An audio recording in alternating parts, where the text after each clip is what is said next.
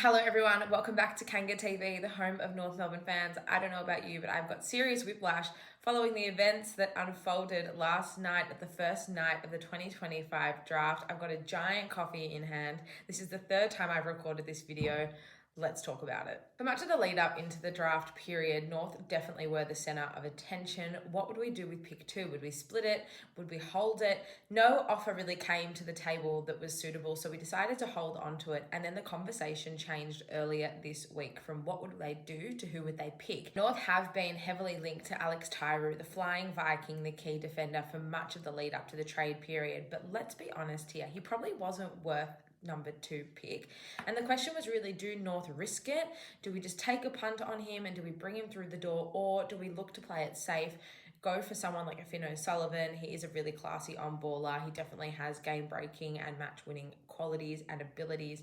We ended up going down that route. We ended up picking O'Sullivan with pick 2. That is who Cal Toomey did predict that we would take in his phantom draft. And it did leave a lot of North supporters quite uneasy. We desperately needed a key defender. We desperately need some height. We desperately need some support for Griffin Logue down back and for Nikolaki up forward. Probably need to shuffle the magnets as they stand a little bit. So I think there was definitely a divided camp, an emotional North Melbourne camp. Did we make the right call? Well, it looks like North did have another trick up their sleeve, an 11th hour trade with Richmond at the very end of the first round. So us give up our future first round pick in exchange for pick 27 and a future second round pick from Richmond.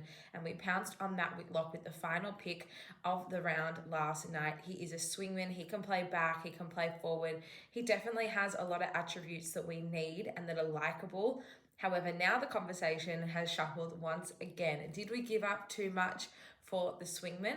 Let's break it down. Do I think we paid overs? Probably. Do I kind of like what we've done? Yeah, I actually really do. I think it says a lot to me as a North fan about where the club internally thinks we're sitting. Now, I have no doubt the commentary that's going to come from the media and opposition supporters in the next 48 hours is going to just trash the club and what they did. I don't really care what other people think, to be honest. All I care about is what we're building internally. North is in a position where we have to act now. Now is the time for us to start improving. Now is the time for us to start moving up the ladder. And what we did last night makes me feel like we are ready to go. We've brought in some really, really key experienced players through the trade period. We've got another excellent quality midfielder, and now we've got a key position player as well to go with it. It allows us to move the magnets a little bit. We can send him down back and move Chom up forward. We can play him up forward and leave Chom down back. It also allows for the development of Will Dawson, and he can fall into the position that suits him best as well. I don't want to wait anymore. I have been patient as a North supporter for so many years now. I've been waiting for us to finally start making some moves off the bottom of the ladder and at least just start seeing some wins. Who knows? We may finish in the bottom 4 once again next year, but there's a difference between sitting in the bottom 4 with 2 or 3 wins and sitting in the bottom 4 with 6 to 8 wins of the season. I think that is going to give us a lot more hope. We also know, and I'm not saying we've done all of this because of LDU, but LDU is undoubtedly in our best 2 to 3 players. He won the Sid Barker medal this season. We know what a talented player he is. He comes out of contract at the end of next year, and he has said that he does want to stay at North, but he does need to see some improvement on field.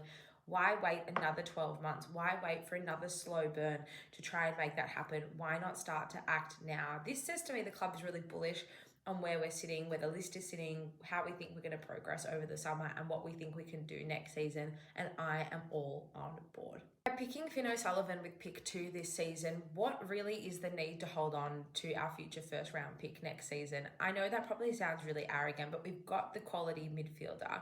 What else is there? If we do finish sort of in the bottom 4 again next year and we've got pick 1 to 5, who are we taking? The best available, another midfielder. Next year's draft is not as strong. There's also a lot of Gold Coast Academy players coming through next season, so it will once again be heavily compromised.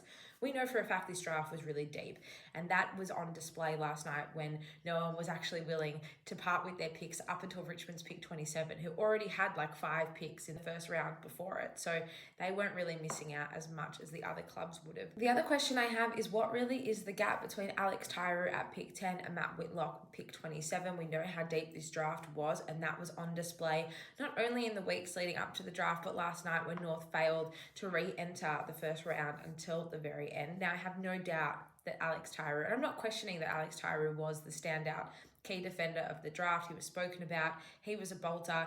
Everyone was really, really keen on him, and he did say last night he actually spoke to all 18 clubs, which was quite remarkable. And there were a few key position players taken in between.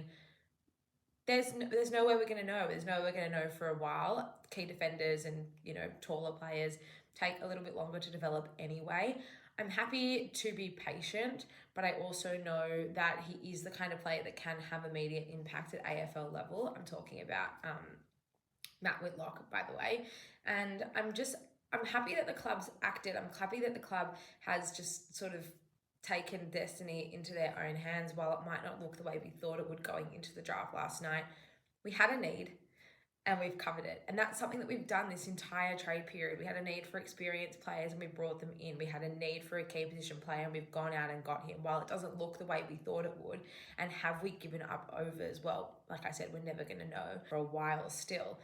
We just sort of have to sit tight, trust the club. I'm really bullish about what this list can do next season. So if we can look to act now rather than delay it for another 12 months, then I'm all for it. Two more points I quickly want to make here. If Matt Whitlock was the player we always had our eye on and we were able to break into the draft, say around the pick 15, 16 mark, and took Matt Whitlock, the discussion might be completely different. It would be justified. There was a chance that he could have gone sooner and the clubs opted to not take him. I guess the question lies is, if we had been able to break in sooner, would we have taken a different player like a Luke Trainer? He was a North supporter growing up, as an example. But it's just because it was pick 27. What if we were able to come in earlier in the first round but still take the same player? The messaging around what we've done would be completely different despite the fact we've made the same move. So I think that's something really interesting to sit and think about. I also want to take you back, and I'm jumping a little bit here, but I want to take you back to 2006, the National Draft. With pick 3, we took Lachie Hansen, very serviceable player, played down back, played up forward, and while at the time he was rated as the best key position player in that draft, he definitely didn't reach any superstar levels that we thought that he might have. So there's no way we want to have a repeat of that with Alex Tyree and take a risk on a player that, may not live up to that pick number 2 tag. On the flip side, Todd Goldstein was taken in that same draft with pick 37, played over 300 games for the club, an All-Australian ruckman, Sid Barker medalist. It's not all doom and gloom, I promise.